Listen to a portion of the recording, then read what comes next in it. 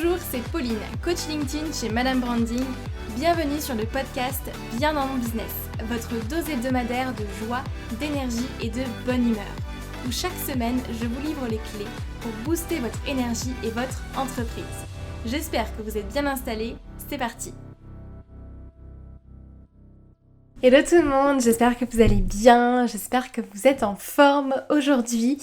On approche très rapidement de la rentrée et j'espère que vous êtes prêts, en tout cas j'espère que vous êtes au taquet, j'espère aussi que vous avez passé un bel été, que vous avez pris soin de vous aussi, pris le temps de vous reposer et de prendre du recul aussi parce que je pense que c'est important et puis c'est super important aussi de se ressourcer, de prendre soin de soi, de prendre soin des gens qu'on aime aussi et puis voilà, de profiter tout simplement du soleil et de ces moments off. Et si vous n'avez pas encore peut-être pris vos vacances ou que vous n'avez pas pu forcément en prendre cette année, eh bien j'espère en tout cas que vous avez bien avancé dans vos projets, j'espère que vous travaillez bien en tout cas et que ça se passe parfaitement bien de votre côté et que vous êtes d'attaque et prêt pour le mois de septembre. De mon côté, je suis en plein briefing équipe pour le lancement de la MBA Academy qui se rapproche. Je suis très très excitée à l'idée de pouvoir ouvrir le programme à une nouvelle promotion. J'ai tellement hâte de voir les personnes qui vont rejoindre le programme. Donc pour rappel, c'est un programme sur 3 mois pour justement apprendre à décoller sur LinkedIn, à trouver vos clients et gagner en confiance et sérénité dans votre activité. Donc vous retrouverez toutes les informations en description de ce podcast. Vous pouvez même vous inscrire sur la liste d'attente. Sachez que toutes les personnes qui s'inscriront sur la liste d'attente recevront un cadeau supplémentaire et une réduction sur le programme. Donc si ça vous intéresse, allez checker tout ça en description de ce podcast ou sinon à www.mb-academie.com. Donc académie ça s'écrit en français, IE. Donc www.mb-academie.com et là vous aurez toutes les informations et tout le détail en fait du programme. J'ai trop hâte de vous lancer ça à nouveau et puis voilà d'accueillir les petits nouveaux de la nouvelle promotion et puis on sera partis ensemble pour 3 mois d'accompagnement où je serai là pour vous guider, pour vous épauler, pour vous challenger, pour être là pour répondre à toutes vos questions et vous permettre vraiment d'avoir les résultats que vous souhaitez, d'avoir les résultats que vous méritez aussi, très important pour moi. Et puis voilà, je suis toute contente, très excitée à l'idée de vous partager ça. J'ai un petit peu peur aussi, mais je pense que c'est normal. Et puis voilà, donc j'espère que vous serez au rendez-vous. Aujourd'hui, on va parler ensemble vraiment de création de contenu et surtout de comment être plus créatif. Parce que je sais que beaucoup d'entre vous, souvent le blocage c'est mais de toute façon j'ai plein d'idées de contenu mais je sais pas forcément comment les rédiger. Ou alors ça va être mais moi de toute façon je suis pas quelqu'un de très créatif, c'est pas très inné la création de contenu. Pour moi l'inspiration ne me vient pas. Pour moi c'est pas fait pour moi, c'est pas quelque chose que je suis pas créative. Point. Voilà. Souvent c'est ça. Et je vais vous dire une chose qui va peut-être vous interpeller, peut-être vous interroger, je ne sais pas. Mais il faut savoir que il y a encore 1 an et demi, peut-être 1 an et demi, 2 ans maintenant, quelque chose comme ça, j'étais persuadée de ne pas être une personne créative. J'étais mais vraiment persuadée que je n'étais absolument pas créative, que la création, le côté un petit peu artistique ou le côté inspiration, c'était pas du tout fait pour moi parce qu'on m'a répété toujours aussi depuis toute petite que je n'étais pas créative tout simplement. Moi j'ai fait un parcours scientifique donc jusqu'au baccalauréat et je vous avoue que j'ai toujours été très carrée aussi dans ma manière de penser, très cartésienne, très scientifique aussi, très formatée, très rentrée dans le moule aussi du système scolaire français. Si vous avez écouté mon podcast sur le syndrome de la bonne élève, vous savez de quoi je parle, mais voilà, et du coup j'ai toujours manqué un petit peu de créativité et c'est toujours une partie de moi que j'ai pas développée. Et honnêtement, avec le recul, je pense sincèrement que la créativité c'est quelque chose qu'on a tous en nous. La créativité c'est vraiment une compétence qu'on a tous, mais qu'on a plus ou moins développé selon les personnes, selon notre chemin de vie, selon nos expériences et ce qu'on a vécu. Et du coup, ce qui fait que la créativité, tout le monde peut le développer à partir du moment où on le veut, à partir du moment où on a envie de le faire, on a envie de tester tout simplement et de voir ce que ça peut donner. Et je suis très très contente d'avoir testé et de m'être un petit peu au début forcée à créer du contenu parce que je me rends compte qu'aujourd'hui c'est ma source principale au final de trafic et d'acquisition, la création de contenu. Avec mes posts LinkedIn, ce podcast, ma newsletter, ma chaîne YouTube, etc. Donc, et mes articles de blog aujourd'hui sur mon site internet. Donc je suis très très contente d'avoir pu pousser à un moment donné et de m'être un petit peu poussée et me dire Pauline, maintenant t'y vas, tu testes et t'essayes, tu lâches pas, tu y vas à fond. Et aujourd'hui j'en suis très contente parce que ça finit par payer. La persévérance paye toujours, sachez-le. Mais tout ça pour dire que la créativité, c'est vraiment un muscle. C'est quelque chose qui se travaille. C'est quelque chose qu'on a tous, mais qu'on n'a pas forcément tous travaillé de la même manière. Ce qui fait qu'il y a des personnes qui vont être beaucoup plus créatives parce qu'elles ont l'habitude de développer ce muscle-là. Et d'autres personnes pour qui ça va être plus compliqué au début, on va un petit peu ramer. Vous allez chercher vos mots, vous allez passer plus de temps au début, ça va être un peu chronophage, ça va vous demander aussi beaucoup d'énergie, oui. Mais c'est parce que c'est les débuts, c'est un petit peu comme quand vous faites du sport, quand vous vous remettez au sport après 9 mois de confinement, par exemple, prenons cet exemple, tiens, après de longs mois où la salle était fermée, où vous n'avez pas forcément fait de sport, vous y revenez, forcément vous allez avoir des courbatures au début, forcément ça va vous demander un peu plus d'énergie, ça va vous demander du temps aussi pour vous remettre dans cette routine, pour réhabituer votre corps aussi à faire du sport, à faire cette activité physique-là. Donc voilà, c'est pareil avec la création de contenu, c'est pareil avec le côté créatif, ça se travaille. C'est vraiment un muscle qu'on travaille. Donc après cette introduction sur la création de contenu, sur le côté créatif, justement, on va parler aujourd'hui de 3 astuces pour devenir plus créatif et du coup attirer plus de clients avec sa création de contenu. Et je vais vous donner 3 astuces pour booster votre créativité. Alors ce sont 3 choses que je ne sors pas de mon chapeau, vous avez probablement déjà entendu, mais probablement du coup que vous ne les faites pas aujourd'hui. Donc l'idée, je vais vous partager plus mon expérience et moi mes techniques, mes astuces pour justement booster ma créativité au quotidien, sachant qu'à la base j'ai toujours été convaincue que je n'étais pas quelqu'un de créatif. Et on commence tout de suite. La première chose que j'ai mise en place et qui pour moi a beaucoup changé de choses dans ma manière de créer du contenu, ça va être tout simplement de lire du contenu. Et beaucoup de contenu. De lire beaucoup de contenu. C'est comme quand on dit par exemple à des élèves de CP ou de primaire qu'il faut qu'ils commencent à lire des livres pour justement mieux écrire derrière et écrire sans faute d'orthographe ou écrire plus joliment avec des phrases bien faites, etc. Et là ça va être exactement pareil en fait.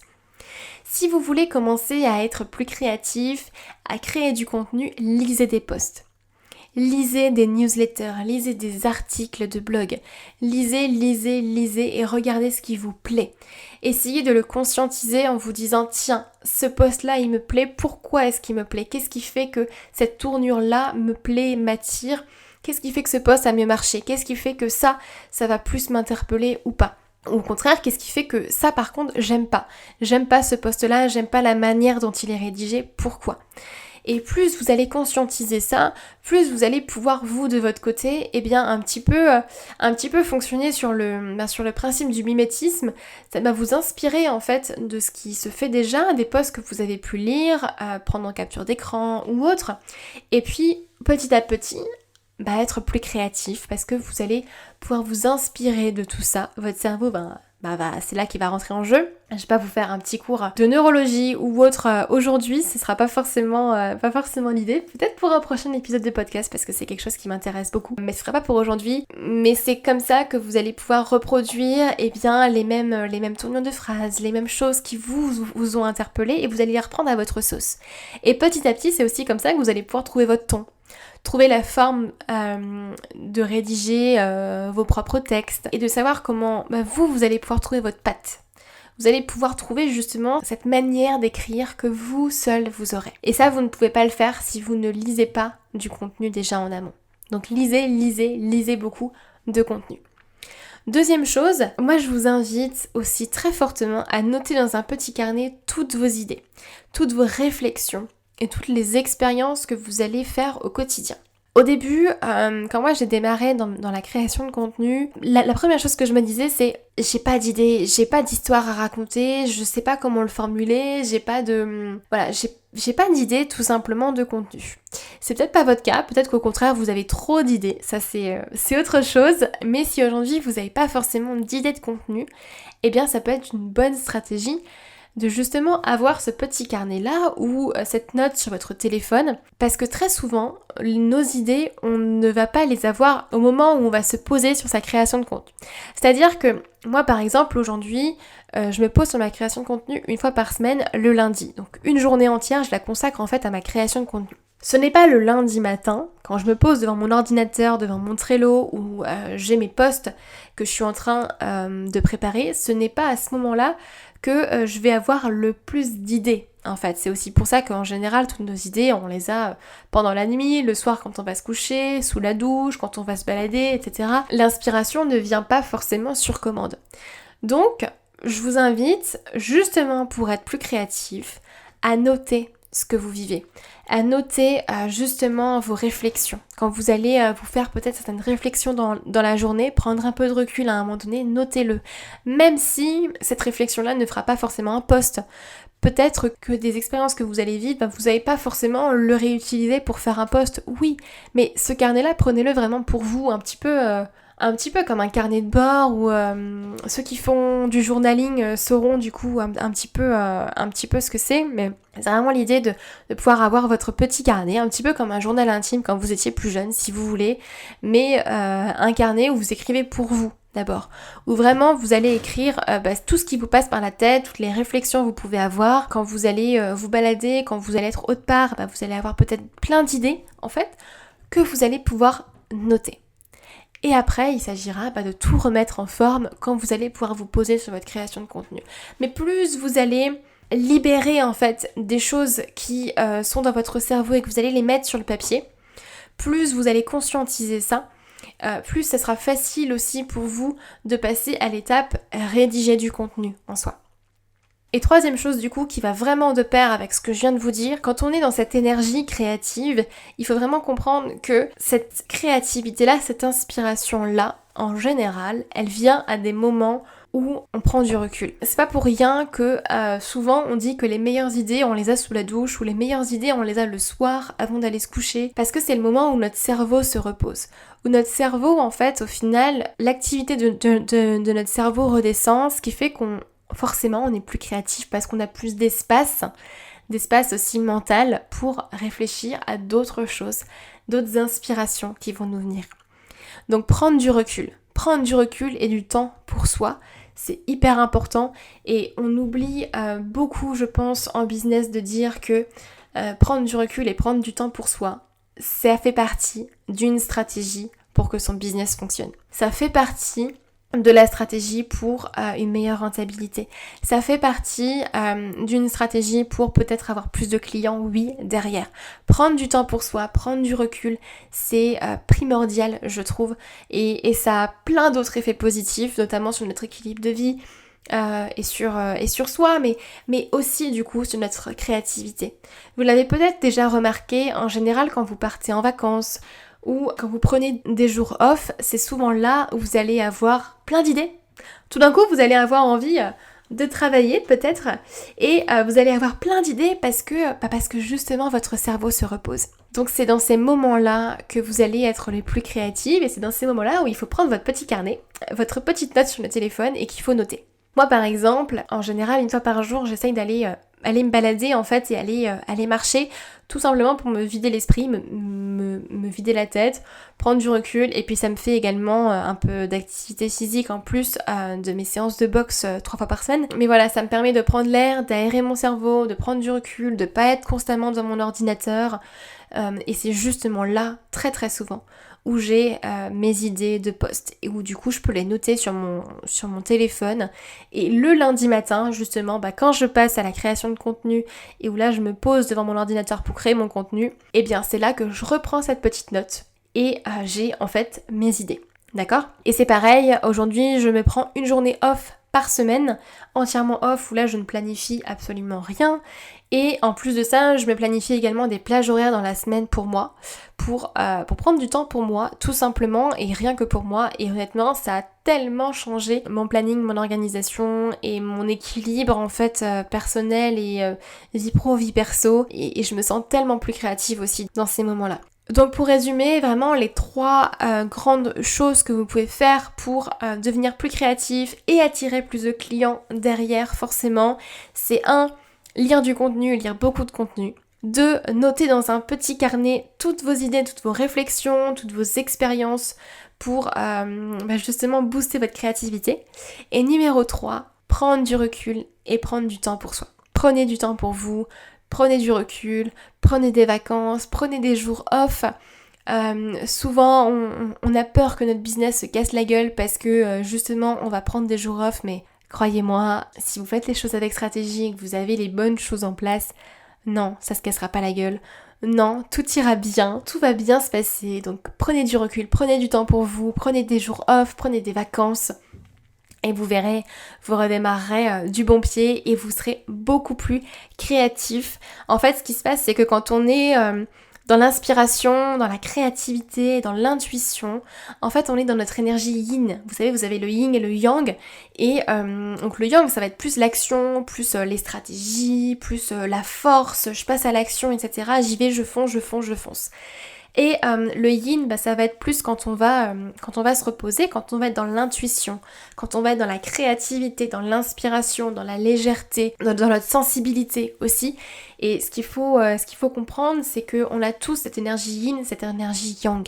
On les a tous les deux, mais il y en a une souvent qu'on a plus développée que l'autre. Donc du coup, parfois ça va être difficile d'être dans notre énergie yin et d'être dans cette créativité-là parce que on n'a pas forcément développé cette énergie. En nous, on n'a pas forcément développé aussi ce muscle de créativité. Donc voilà, il faut savoir qu'il y a cette polarité-là qu'on a tous en nous, énergie yin, énergie yang. Et d'ailleurs, si ça vous intéresse, dites-le moi parce que moi, c'est quelque chose qui m'intéresse beaucoup et dont je me documente beaucoup aussi à côté. Je me forme d'ailleurs sur ces points-là aussi. Si ça vous intéresse, je pourrais vous faire un podcast sur ces différentes énergies et la manière dont ça impacte notre business. Je pourrais même faire venir quelqu'un. D'ailleurs, quelqu'un que vous connaissez très certainement d'ailleurs. Mais ouais, ça pourrait être sympa, je suis en train de me dire que ça pourrait être intéressant de faire cet épisode-là. Si ça vous intéresse, c'est que vous êtes vraiment partant pour que je fasse un épisode là-dessus. Dites-le moi, envoyez-moi un message et comme ça je vous organise ça très vite. Voilà, j'espère que l'épisode de podcast vous aura plu. N'hésitez pas à mettre une note et un commentaire sur Apple Podcast. Ça aidera beaucoup le podcast à se faire connaître. Et puis ça me fera très plaisir aussi d'avoir vos retours. On va pas se mentir. J'espère qu'il vous aura plu, j'espère que vous êtes en forme et qu'il vous aura donné la pêche pour la création de contenu. On se retrouve du coup très vite pour un nouvel épisode de Bien dans mon business. Prenez soin de vous et à la semaine prochaine. Bye bye.